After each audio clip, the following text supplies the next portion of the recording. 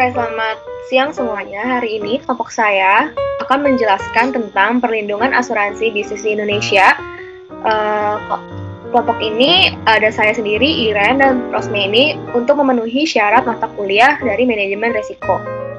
Oke, yang pertama, asuransi bisnis itu umumnya asuransi yang sangat diperlukan untuk segala pelaku bisnis yang ada di Indonesia. Kenapa? Karena asuransi bisnis ini memberikan suatu manfaat untuk pengendalian resiko secara finansial.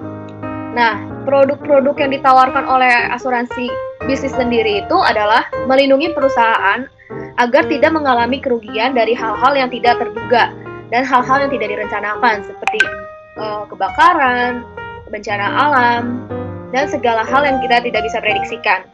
Nah, di sini hal yang dijamin dalam asuransi bisnis itu ada 4.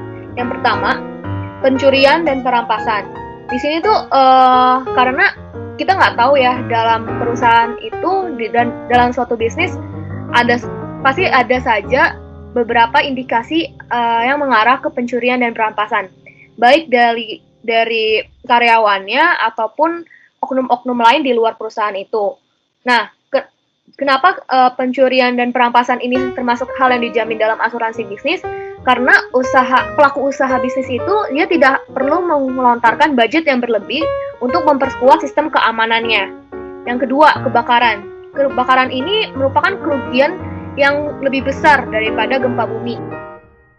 Bisnis Anda tuh terdampak karena bukan hanya aset-aset kalian saja yang terkena dalam kebakaran tersebut, melainkan bisa menyebabkan kehilangan jiwa orang gitu. Jadi kebakaran ini tuh perlu dijamin dalam asuransi bisnis.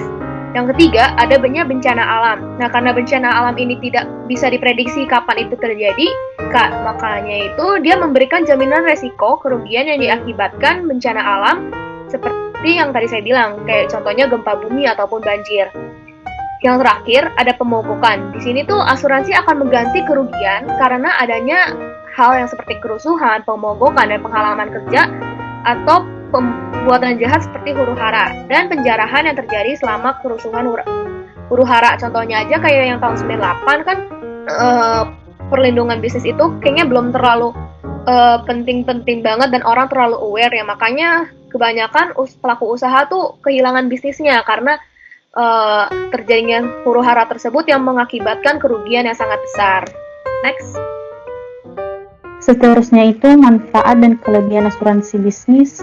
Itu ada 4 bagian. Yang pertama itu melindungi aset perusahaan. Aset perusahaan dapat berupa SDM, SDA, ataupun benda. Pegawai sebagai SDM mempunyai risiko sakit, mengalami kecelakaan kerja, bahkan meninggal dunia saat bekerja. Sedangkan SDA berupa benda bisa saja hilang dicuri, mengalami kebakaran, dan sebagainya, yang menyebabkan kerugian bagi perusahaan. Yang kedua itu mengganti kerugian bisnis. Penggantian kerugian bisnis hanya untuk hal-hal yang masuk dalam pertanggungan seperti risiko kerugian akibat kebakaran, pencurian, kecelakaan, kerusakan karena bencana alam, dan kehilangan aset. Kerugian yang berhubungan dengan perdagangan biasanya tidak termasuk dalam pertanggungan. Kerugian karena adanya pemogokan dan kerusuhan yang dilakukan karyawan juga masuk dalam pertanggungan asuransi. Yang ketiga itu jaminan pengiriman barang. Perusahaan ekspedisi wajib memiliki asuransi perlindungan bisnis, karena asuransi dapat melindungi saat pengiriman barang. Jaminan pengiriman yang dimaksud ialah risiko penggantian atas kerusakan dan kehilangan barang konsumen yang terjadi selama pengiriman. Dan yang terakhir itu sebagai fondasi perusahaan, membuat para pemilik bisnis dapat lebih fokus untuk mengembangkan perusahaan. Tidak perlu melakukan kelola keuangan untuk memastikan setiap aset perusahaan terlindungi. Next. Nah, seterusnya itu jenis-jenis asuransi bisnis. Jenis-jenis asuransi bisnis ini terdapat 5 jenis produk asuransi yang ditawarkan oleh industri di Indonesia. Yang pertama itu asuransi properti. Setiap pengusaha biasanya memiliki properti yang dijadikan sebagai kantor, baik itu gedung maupun rumah, baik menyewa maupun membeli. Nah, asuransi properti ini mencakup perlindungan untuk peralatan, inventaris, dan seluruh yang ada di dalam kantor. Namun, asuransi properti untuk gedung ini tidak menerima klaim yang diakibatkan oleh banjir dan gempa bumi. Anda bisa mengajukan perluasan untuk mendapatkan perlindungan atas bencana alam. Namun umumnya jika Anda membeli satu paket asuransi bisnis, maka ini sudah termasuk dengan perlindungan bencana alam, sehingga pembayaran premi bisa dilakukan dalam sekali transaksi saja. Seterusnya itu asuransi tanggung jawab hukum.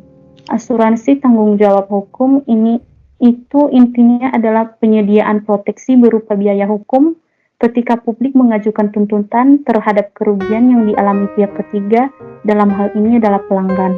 Seterusnya asuransi kompensasi pekerja.